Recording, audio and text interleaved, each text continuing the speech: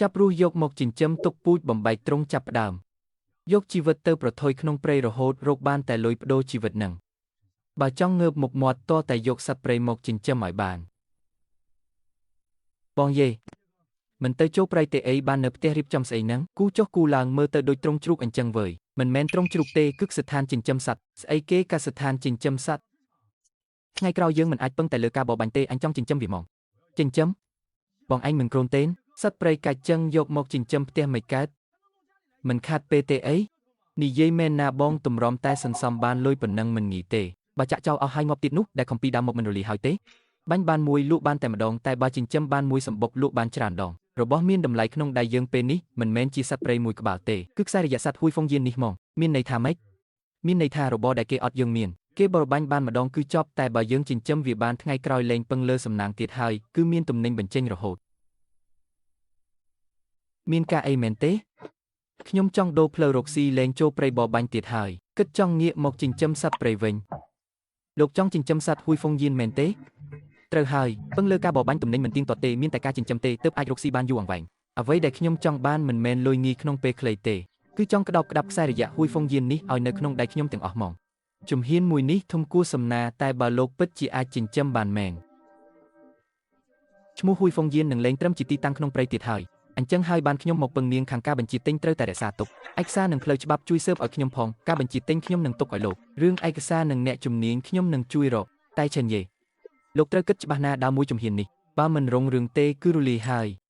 ឲ្យតែផ្លូវនេះអាចដើរទៅរួចទោះរលាយក៏ខ្ញុំព្រមដែរបានអញ្ចឹងខ្ញុំនឹងកំដរលោកប្រថុយម្ដងឆិនយេឲ្យមិនមែនពូមិនចង់ជួយទេតែឯងចិញ្ចឹមសុទ្ធតែសត្វព្រៃកាចបើវាចម្រុះមកខំគេពូទួលខុសត្រូវមិនរួចទេត្រូវហើយដេញនេះឯងទៅសួរគេផ្សេងទៅចុះខ្លាចទទួលខុសត្រូវស្អីនិយាយឲ្យចំគឺខ្លាចអាចើវ៉ាន់ខួយនឹងតើបងយេដេក៏ជួមិនបានផងចុះក៏ស្ថានយើងគិតមិនទៅមិនអីទេអញមានវិធីពូខួយសម្ដីពូបញ្ចេញទៅហើយក្នុងភូមិមានអ្នកណាហ៊ានជួដីឲ្យវាទៀតទៅអាល្អិតនឹងចង់មកសាងអំណាចក្នុងភូមិផងវាសំដែរពីមុនវាលក់ទំនិញអញបណ្ដោយឲ្យវាឆ្លៀតឱកាសបានខ្លះតែឥឡូវវាចង់មកចាក់ឫសក្នុងភូមិបើអត់មានការងុកក្បាលពីអញទេមើលវាធ្វើអីកើតអត់ដេកហើយអញចង់ដឹងណាស់វាមានស្អីយកមកចិញ្ចឹម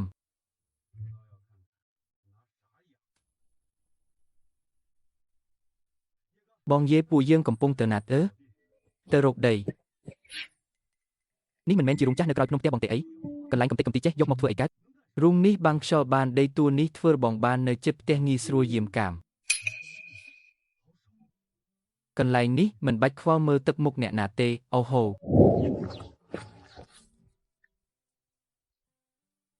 គេមិនឲ្យដីអញយកកន្លែងនេះធ្វើជាចំណុចចាប់ផ្ដើមហ្មងធ្វើហ្មងបងខ្ញុំមិនជឿទេអត់ដីកំទេចកំទីរបស់ពួកវាប្រមាណកន្លែងហ្នឹងពួកយើងរស់មិនរស់ត្រូវវាពិបាកបន្តិចមែនតែបើរៀបចំឲ្យស្អាតបាត់ទៅមិនប្រកាសថាប្រាមិនកើតនោះទេ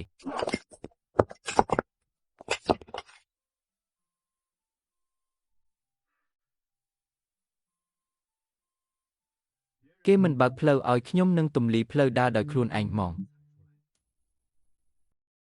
លើកនេះលេងបរបាញ់អាធំទៀតហើយ